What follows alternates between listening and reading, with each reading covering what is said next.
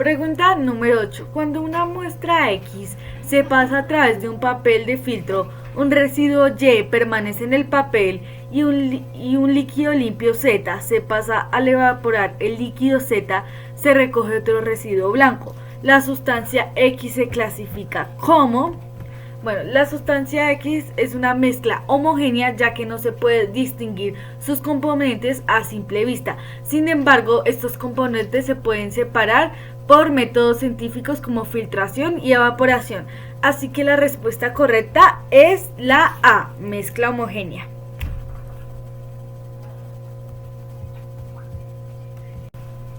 En la tabla periódica los elementos se organizan en grupos de acuerdo con propiedades físicas y químicas similares. Los elementos se clasifican como metales, no metales y elementos de transición. De acuerdo con la información anterior, ¿cuál es el orden de los elementos de izquierda a derecha en la tabla periódica? Bueno,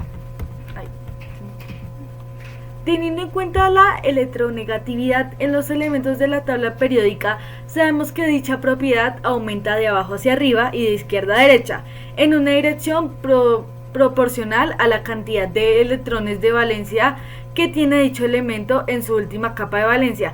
Por esta razón, el elemento se encuentra en la parte de abajo e izquierda. Son menos electronegativos y sus electrones de valencia son menores, y elementos ubicados en la parte derecha y arriba de la tabla periódica son más electronegativos y sus electrones de valencia son mayores.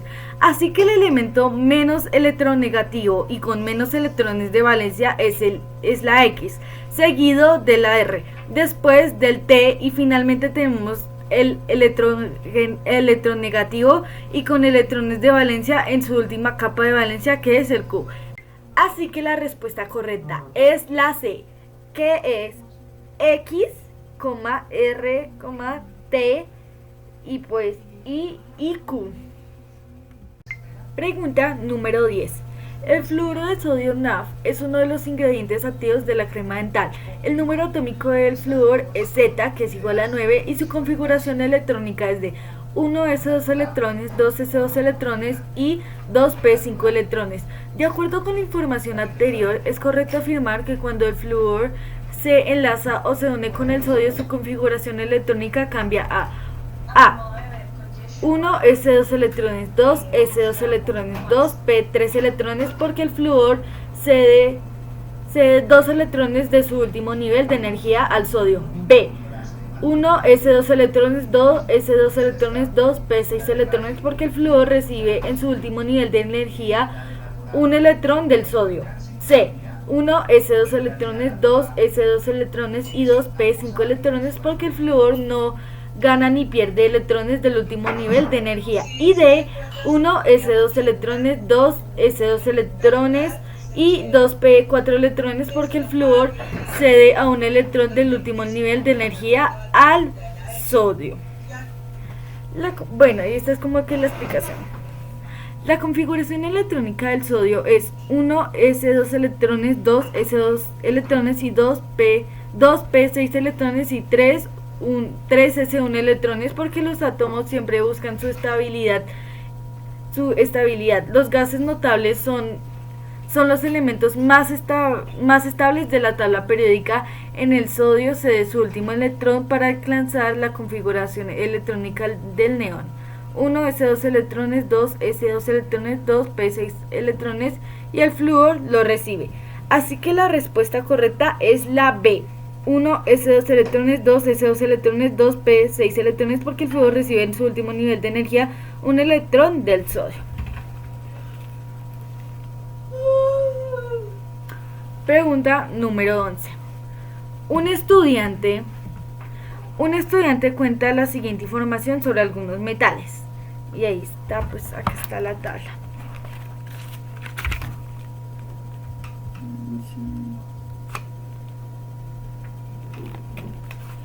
El estudiante analiza una muestra de agua contaminada que pasa cerca de una población y por consumo ha causado la muerte de muchos animales. Para ello, utiliza una muestra de esta agua y la somete a un proceso de evaporación. Obtiene una sal que posteriormente reduce como resultado final. encuentra que hay un metal como densidad de 11,34 Gem a la 3 y compara el valor con los de la tabla. A partir de estos resultados, ¿qué pregunta de investigación puede resolverse? Bueno, al someter la muestra a un proceso de evaporación, encuentra la existencia de un metal en la muestra. Al comparar la densidad de la muestra con la tabla, se deduce que el metal que contamina el agua es el plomo. Por lo tanto, la pregunta se puede resolver, la pregunta correcta es la A. ¿Cuál es el metal que está contaminado con el agua?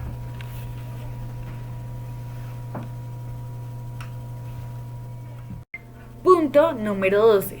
Y dice así: la destilación fraccionada es un proceso utilizado en la refinación del petróleo.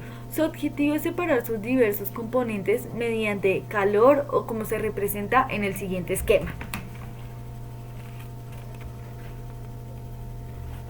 Si en la torre de destilación se daña el sistema de calentamiento impidiendo que llegara a temperaturas superiores de 50 grados centígrados, se esperaría a separar.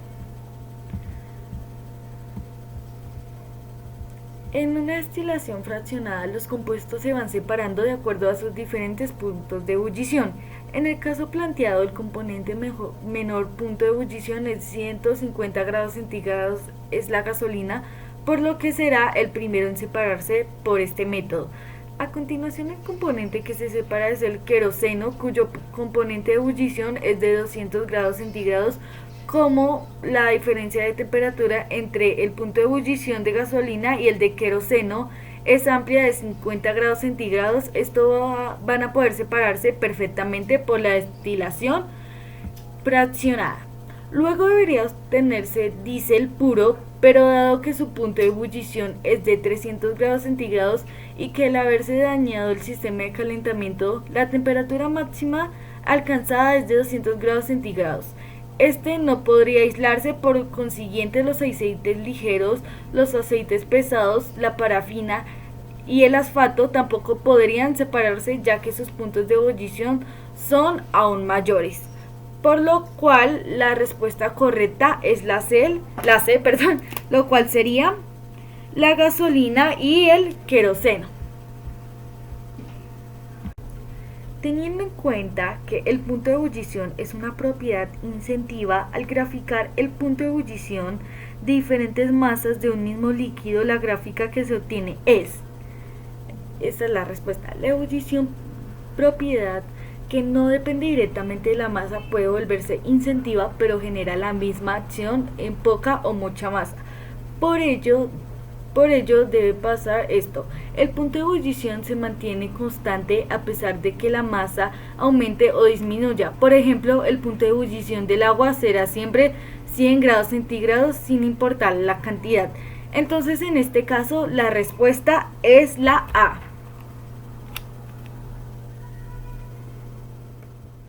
Punto número 14.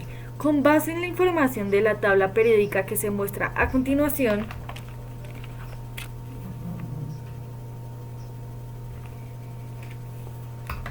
es válido afirmar que el elemento telurio tiene: A. Mayor tamaño atómico que el elemento azufre y que el elemento francio. B. Mayor electronegatividad que el elemento francio y que el elemento azufre. C. Mayor electronegatividad que el elemento polonio y que el elemento francio. Y D. Mayor tamaño atómico que el elemento hidrógeno y que el elemento polonio. Bueno, para resolver el ejercicio, pues se procede a aplicar la teoría del CO, que aumenta la electronegatividad de un elemento de acuerdo a su posición en la tabla periódica y su tamaño atómico radioatómico de la siguiente manera: el T, o sea el telurio, tiene mayor tamaño atómico que el elemento S, o sea el azufre, y que el elemento Fr, que es el francio. Así que la respuesta correcta sería la A. Mayor tamaño atómico que el elemento azufre y que el elemento francio. Vamos con la pregunta número 15. ¿Cuál de estos elementos formará un enlace iónico con el sodio? Bueno, A, calcio, B, azufre, C, cloro y D, cobre. Bueno, y esta es la solución. La molécula del cloruro del sodio se forma por la ionización de los átomos del sodio y cloro y la atracción de los iones resultantes. El átomo de sodio tiene 3 electrones fuera de una capa cumple y toma solo 5,14 electrovoltios de energía para liberar este electrón al cloro. Le falta un electrón para completar una capa y libera 3,62 eV cuando adquiere este electrón. Por lo tanto, la respuesta correcta es la C, o sea, cloro. Gracias, profe, y que tenga feliz fin de semana.